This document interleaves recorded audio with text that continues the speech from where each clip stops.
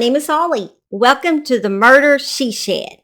Come join me as we discuss a true crime case that is from my state of Oklahoma. First, I need to give a warning. Some of this case may be disturbing to some viewers. It does discuss some episodes of torture. So viewer discretion is advised. Okay, I remember when this case occurred very vividly. In fact, it is a case that started my intrigue of true crime. This crime case occurred in Bethany, Oklahoma, which is a town that just sits right on the edge of Oklahoma City. To me, Bethany always was known as a laid-back town where just your typical friendly Oklahomans reside. Then on October 13, 2011, that would all change. An animal rescue group was trapping feral cats in a wooded area behind a homeland that was there. It is no longer there. It is another grocery store now, but it used to reside at Northwest 23rd and Rockwell. As the group were setting up their traps, they came upon a large black Nike duffel bag with a smaller laundry bag sitting beside it. But what made them notice the bags was the odor of decay emitting from the bags. They decided instead of opening the bags that they would just call the police. I don't blame them. Upon arriving, authorities were shocked after opening these bags. Inside was the remains of a young woman who had been cut to pieces and stuffed inside both bags. Her dismembered body parts had been individually wrapped in plastic, and stuffed in the duffel bag. Her head had been placed in the smaller laundry bag and the rest of her in the other bag. Gruesome, horrible, horrible torture of this young woman we are going to discuss on this episode. But first, before we continue, if you were intrigued by true crime cases and you have heard almost every case on YouTube, well, on my channel, I try to find crime cases that don't get as much coverage. I really was getting tired of hearing repeat cases. So I started this channel, hopefully to help cover victims that might still need justice and to bring you, as a true crime buff, cases that are not repeated often. Because if you're like me, you get kind of tired of hearing the same old, same old. So, not that they're not all important, but other ones need to be put out there too. Other cases need to be covered. You might want to visit my Murder She Shed sometime, even if I do have this great southern drawl that some of you find annoying. I've been told that. And then some people love it. Some people don't mind it. So hit that like and subscribe if you are one of those. So sit back, relax, and maybe grab a snack. And let me tell you a true crime case right from my murder shack. Carina Saunders was born on July 17, 1992 to Richard and Margie Saunders. She was just one of 9 siblings, a big family, but she was the oldest of her siblings. Carina lived with her family in Mustang, Oklahoma. Mustang's a small town near Oklahoma City and about 13 miles from Bethany. She attended Mustang High, or, since Oklahoma loves their football, home of the Mustang Broncos. She was in the honors choir because she had an angelic singing voice and she had a passion for music. She was even thinking about becoming an opera singer. That's amazing. She was also very intelligent, so she was having a little trouble deciding between opera singer or an accountant. Wild extremes there, but she couldn't decide. Every day at school, she would always make her friends laugh because she was quite comical, they would say. and she had no trouble making friends either. Her teachers enjoyed having her in class. She never got into any trouble and was a fun, loving, and easygoing young girl. Carina graduated a year early from high school in 2010. Right after graduating, Carina became addicted to meth, that horrible drug, and her life changed drastically at that point. The once young girl who stayed out of trouble would now become mixed into a world in which she was naive and knew nothing about. This was her downfall. During that time, a friend would say that Carina said she had been beaten up by two guys. Carina did not have a cell phone or a vehicle, but she often posted on social media, perhaps from a computer, I'm not sure. By the summer of 2011, Carina decided to try to get her life back on track. And she went to a rehab and maybe got clean. I'm not sure. Or maybe she was pretending for others. Drug addicts do that sometimes. Then on September 18, 2011, 19-year-old Carina made a surprise visit to see her mom after she left rehab. Margie said they had the most beautiful time together, and Carina even attended church with her mom. Margie stated that Carina, during that time, reconnected with her spiritual side and had the most beautiful sparkle in her gray-green eyes. The last time that she had seen Carina, Margie worried that she wanted to reconnect with God because she knew that something bad could happen to her. After leaving her mother, Carina went to live with her cousin, Catherine, for a while till she could get back on her feet. Catherine said they felt more like sisters, and they were each other's best friends. Catherine would be the last person in the family to see Carina alive before she would suffer the most gruesome death. She would make her last social media post at Catherine's home on September 28, 2011, asking her friends what they were doing that night. She then asked her cousin for a ride to go meet up with someone.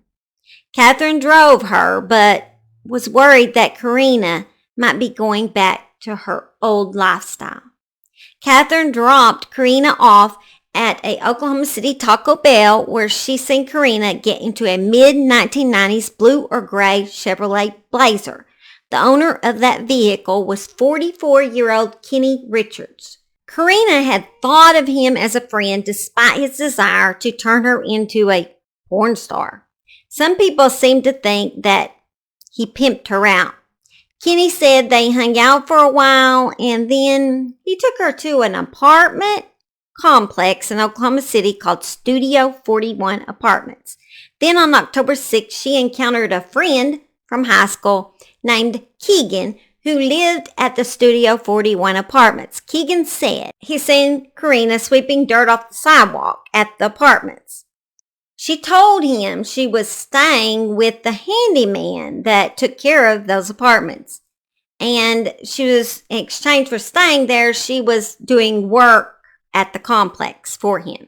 Carina met up with Keegan later, and he said that Carina told him she had not eaten in a few days, so he bought her some food and gave her a duffel bag to store some of her stuff in because she just had a small purse.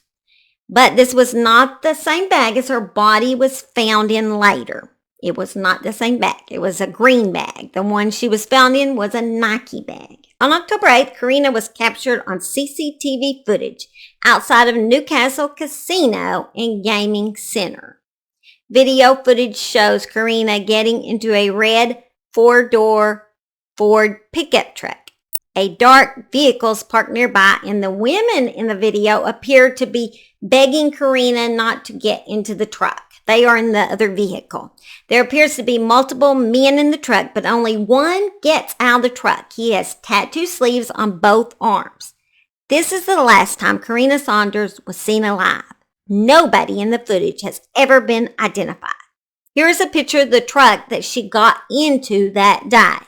Then on October 9th, Carina's cousin Catherine received a text message from Kyle Savage, a known associate of Carina's. And the message read, "I'm going to bury you next to Carina." Carina's mother filed a missing persons report on Columbus Day, October 10th of 2011. She spent the next few days searching and putting up posters around the area. She stated that the last poster she put up was at the Homeland store where Carina's body would be located a few days later. She also tried reaching out to many of Carina's friends and was worried since Carina had not made any posts on social media since that September 28th, because that was not like her. So then on October 11th, her body would be discovered behind that Homeland, just 20 miles from where she had been picked up in that red truck. Police believed she had been killed somewhere else and disposed of in a random location. They believed she had been dead about 3 or 4 days, which would put her time of death not long after the casino camera footage picked her up. Unfortunately, not all of Carina's remains were recovered. Her hands and feet, portions of her forearm, and her left breast were not located. None of her personal belongings were located. The rest of her body was cut up in those 2 bags. There was evidence of her thighs having been wrapped with duct tape and contusions that indicated some kind of torture had occurred. It also appeared as though someone had tried to remove a tattoo from Carina's back. The tattoo said Queen Spade. Her hair had been cut to a much shorter length. There were traces of tramadol in her system, indicating she had likely been drugged. They were unable to determine if she was alive or dead when her dismemberment occurred. There were also suspicious contusions over her right cheek and on the back of her right shoulder. They ID'd her through dental records. Kenny Richards was interviewed by police due to him picking her up at that Taco Bell. He stated he just had dropped her off at that Studio 41 apartments. And due to Keegan seeing her after that, they basically just dropped him as a suspect. Kyle Savage, who had sent Catherine that text message, remembers saying, "I'm going to bury you next to Carina," was interviewed. However, he was dismissed as an official person of interest after many hours of interrogation. He was written off as jealous and spiteful, but not a murderer. In the spring of the following year, a witness came to police claiming she saw a video of the murder of Carina. This witness, a woman known as Tia, stated that she was hanging out with one of her friends at a Bel Air motel in Oklahoma City. When her friend went to the bathroom, she went through his phone on a whim. That's when she opened his videos and saw a familiar face, Carina Saunders. She told police that she had met Carina multiple times in the past since they had ran in a similar circle. In fact, on more than one occasion, it had been Tia's responsibility to watch over Carina so the woman wouldn't do anything dangerous while intoxicated. She recalls that a mutual friend of the pair had threatened violence toward Carina previous to her death. She claimed she watched the video up to the point where she heard Carina scream and seen Ruiz cutting Carina's foot off, literally sawing it off. So basically the woman that seen the video on Ruiz's phone had been there moments before the murder even occurred. She just didn't know it.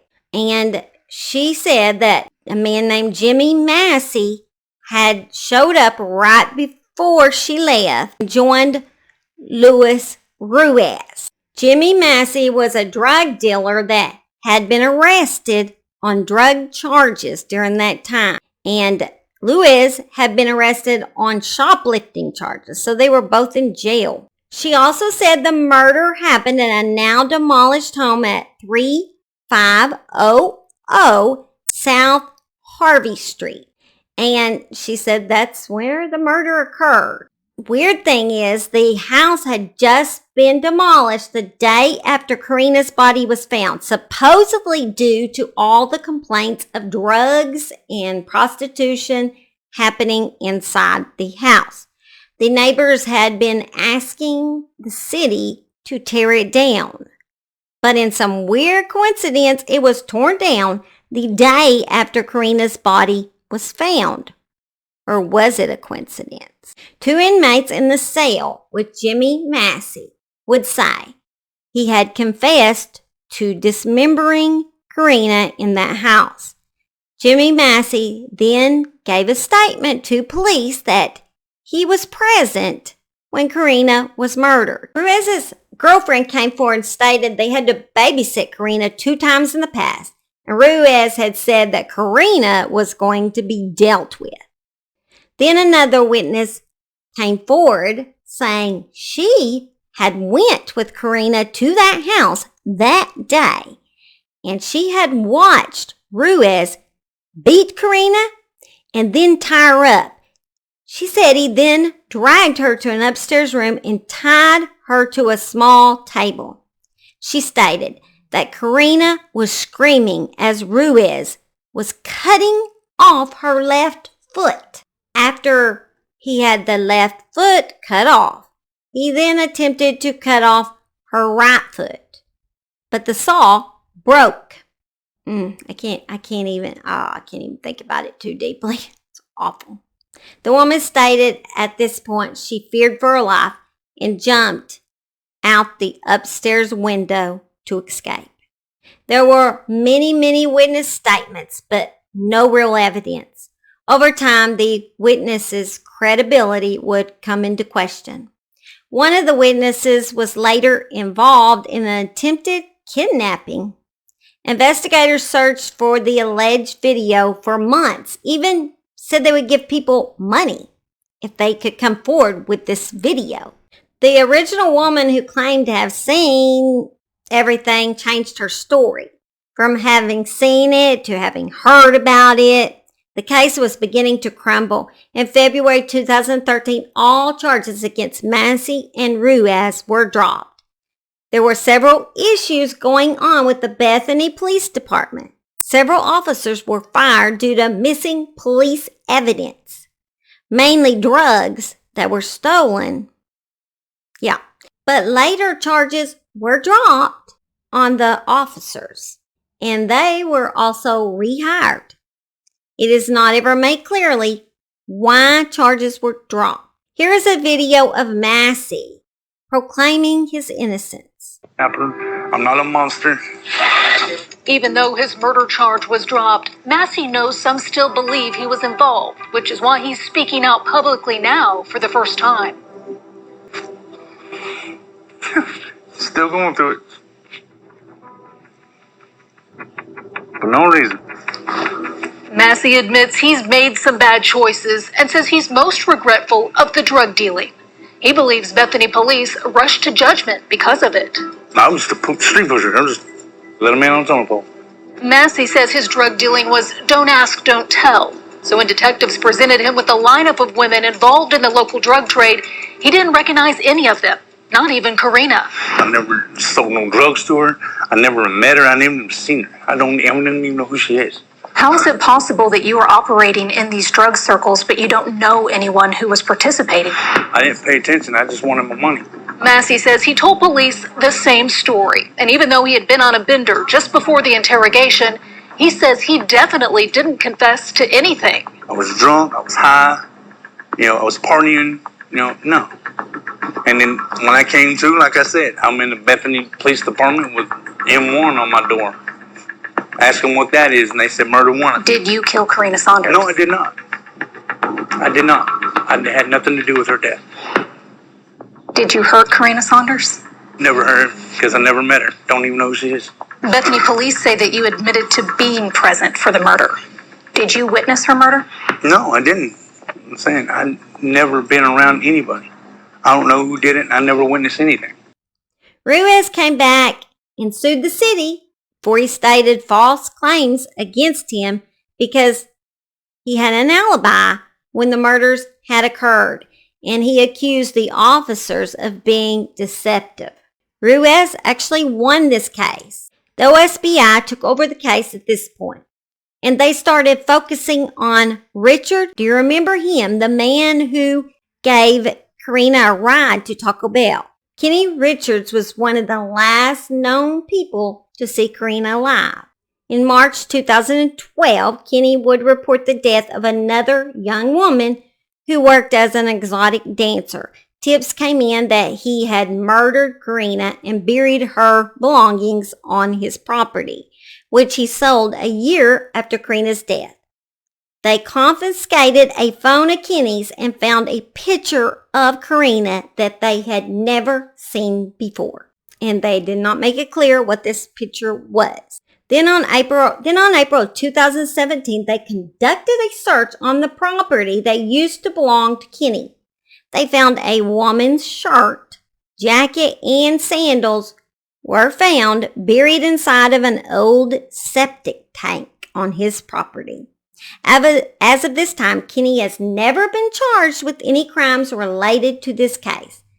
So I guess the clothing found was ruled out as related to this case. A sketch was released of someone the police would like to talk to that could know something about this crime. He was seen in the area at the time, and they'd like to question him. As of now, he's not a suspect.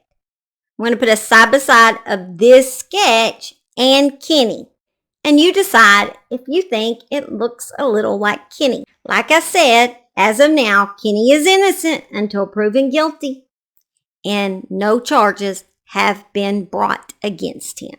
The family is still desperately seeking answers as this murder still remains a huge mystery in Oklahoma. With so many twists and turns in it, it's amazing. If you have any tips in this case, please call this hotline number at 1-800-522-8017.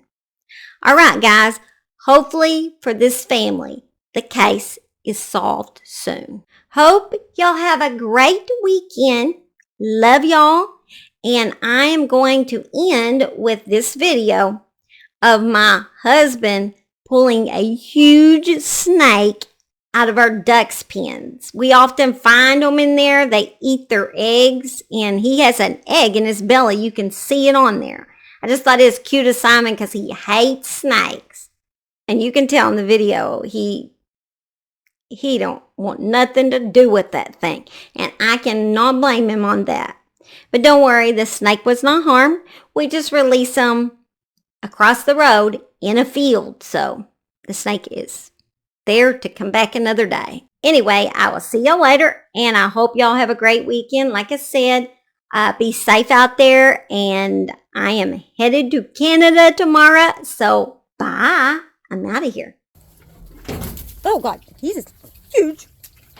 Come on, Simon, I don't think you like him no more than I do. Simon don't like snakes. He's just like his mama. You're going to put him across the road or what? He's as long as you. Look at Simon. Simon's like, I don't want nothing to do with that thing. I'm okay with staying away. He's like, I don't want that. That's nasty. That is not my cup of tea. No, not mine either. We don't like those things, do we? He eat one of our eggs, though. Bye, Snake. You'll probably be back over here in a couple of days. Or a day. Or maybe tonight. Boy, you don't like him, do you? Me neither. Ducks probably don't either. You found the hole? Go rid of your snake.